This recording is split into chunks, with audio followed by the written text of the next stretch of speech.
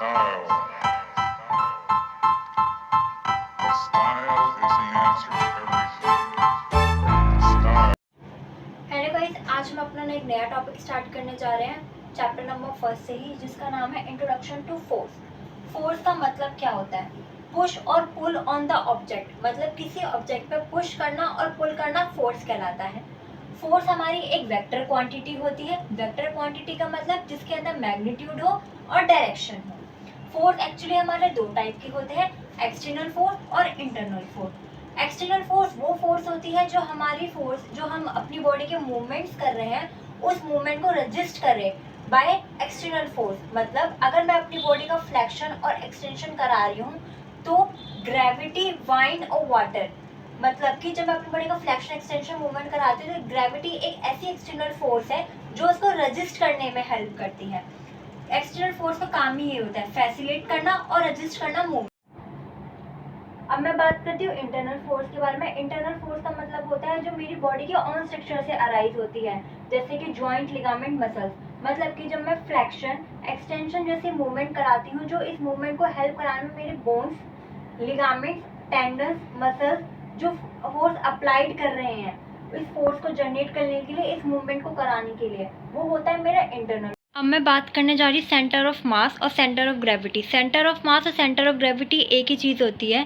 इसमें क्या होता है, एक ऐसा पॉइंट जो मेरी पूरी बॉडी को सपोर्ट करे और मेरी पूरी बॉडी का वेट कंसंट्रेट करके रखे, उसको मैं सेंटर ऑफ मास और सेंटर ऑफ बॉडी बोलती हूँ। सिमेट्रिकल ऑब्जेक्ट में जो सेंटर ऑफ मास होता है वो ज्योमेट्री सेंटर पे पाया जाता है, और एसिमेट्रिकल अगर ऑब्जेक्ट हो तो जो हैवियर मतलब हैवियर पॉइंट होता है किसी ऑब्जेक्ट का, उस पर पाया। अब मैं आपको एक न्यू टॉपिक के बारे में बताने जा रही हूँ जिसका नाम है लाइन ऑफ ग्रेविटी। ये बहुत ज़्यादा इंपॉर्टेंट टॉपिक है for BPT, BPO, BOT, MPO, empty students के लिए। एंट्रेंस एग्ज़ाम में भी इसके बारे में बहुत क्वेश्चन आते हैं, ट्रिकी क्वेश्चन आते हैं, और बैचलर के पॉइंट पर ये एक शॉर्ट क्वेश्चन में आता है 5 मार्क्स के अंदर। लाइन ऑफ ग्रेविटी का मतलब क्या होता है? Having a string with weight and it's along with the object of interest is called the line of gravity. मतलब कि मैं अगर एक ऑब्जेक्ट को किसी धागे से बांध कर लटका दूँ और फिर उसके बाद मैं ये देखूँ कि वो कहाँ जाकर लाई कर रहा है, कहाँ जाके इंटरेस्ट हो रहा है, कहाँ जाके इंटरसेक्ट हो रहा है, उसको मैं लाइन ऑफ ग्रेविटी बोलती हूँ, और प्लम लाइन भी बोलती हूँ। ह्यूमन बॉडी के अंदर ये एक बहुत इंपॉर्टेंट रोल इसलिए प्ले करता है क्योंकि अगर किसी पेशेंट को डिफॉर्मिटी है, या वो ढंग से वॉक नहीं कर पा रहा है, या उसकी कोई गेट डेविएशन है, तो ज़रूरी नहीं है कि उसकी line of gravity 5 centimetre anterior to sacral vertebra ही जाए, वो कहीं और भी जा सकती है। पेशेंट का सेंटर ऑफ ग्रेविटी पॉइंट कोई और भी हो सकता है। उस पॉइंट को पता लगाने के लिए हम प्लम लाइन टेस्ट करते हैं। अब मेन बात ये आती है कि प्लम लाइन टेस्ट होता क्या है। पेशेंट को किसी ग्राउंड में ले जाकर एक एनाटॉमिकल पोजीशन में उसे खड़ा कर दो, और खड़ा करने के बाद एक धागे के अंदर कोई ऑब्जेक्ट या कोई भी हैवी ऑब्जेक्ट या लट्टू बांधकर उसके रख दो, और उसके बाद पेशेंट का जो पोजीशन होनी चाहिए वो इस तरह से कुछ होनी चाहिए कि ईयर और शोल्डर सेम लेवल पर होने चाहिए उसके। पेशेंट एकदम स्ट्रेट खड़ा होना चाहिए।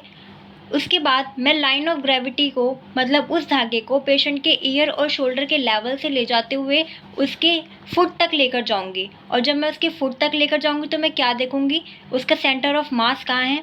वो लाइन ऑफ ग्रेविटी मतलब वो धागा पोस्टीरियर जाना चाहिए हिप जॉइंट के, और नी जॉइंट के स्लाइटली एंटीरियर होना चाहिए, और फीट के बीच में जाना चाहिए ट्रांसवर्टार्सल लेवल पर।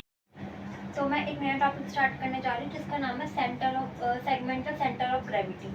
हमारी बॉडी का हर एक अपना अपना एक सेगमेंट होता है, जैसे कि आर्म, फोर आर्म, हैंड। ये एक अलग अलग सेगमेंट है जो हमारे बोन से और जॉइंट्स और लिगामेंट से एक दूसरे से ज्वाइन हुए पड़े हैं।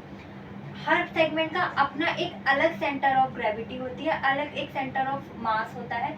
बट हम एक एनाटॉमिकली पोजीशन में अगर हम देखें तो हमारी पूरी होल बॉडी का जो सेंटर ऑफ मास था, लाइन ऑफ ग्रेविटी थी, वो थी 5 centimetre away of second sacral vertebra.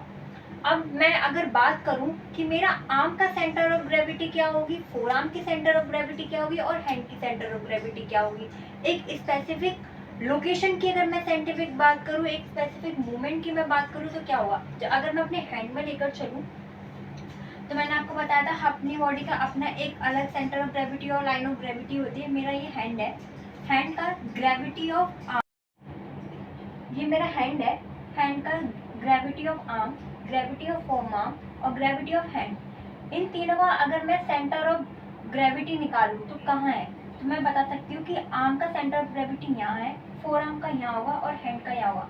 Arm का सेंटर ऑफ ग्रेविटी ये रहा, फोर आर्म का ये रहा और हैंड का ये रहा। और अगर मैं इन दोनों सेगमेंट्स को कंबाइन कर देती हूँ, मतलब कि मैं फोर आर्म और हैंड को कंबाइन कर देती हूँ, इन दोनों कंबाइन करके ये पूछती हूँ कि इन दोनों को कंबाइन करने के बाद सेंटर ऑफ ग्रेविटी कहाँ आएगी, तो सेंटर ऑफ ग्रेविटी कुछ यहाँ लाई करेगी।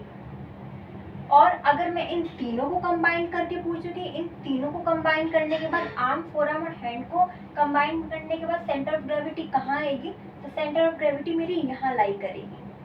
बट एक केस ये और आता है कि हम पूछते हैं कि अगर मैं अपना हैंड को फ्लेक्स करूँ, फ्लेक्स करने के बाद मैं आर्म, फोर आर्म और हैंड इन तीनों को कंबाइन करने के बाद जो मेरी सेंटर ऑफ ग्रेविटी है वो कहाँ लाई करेगी, सेंटर ऑफ ग्रेविटी मेरी आउटसाइड द सेगमेंट, मतलब मेरी बॉडी के आउटसाइड के सेगमेंट पर लाई करेगी। मतलब अगर मैं अपने आर्म को ऐसे फ्लेक्स करती हूँ तो मेरा जो सेंटर ऑफ ग्रेविटी है वो मेरी यहाँ लाई करेगी, कुछ इस तरह से लाई करेगी इस पॉइंट को स्टेबलाइज करने के लिए। जैसे कि आप इस डायग्राम में भी देख सकते हो कि मैंने अपने आर्म और फोर आर्म को सेगमेंट को फ्लेक्स किया, फ्लेक्स करने के बाद जो मेरी सेंटर ऑफ ग्रेविटी गई आर्म, फोर आर्म और हैंड की ग्रेविटी वो मेरी यहाँ गई इस पॉइंट पे, मतलब आउटसाइड द सेगमेंट।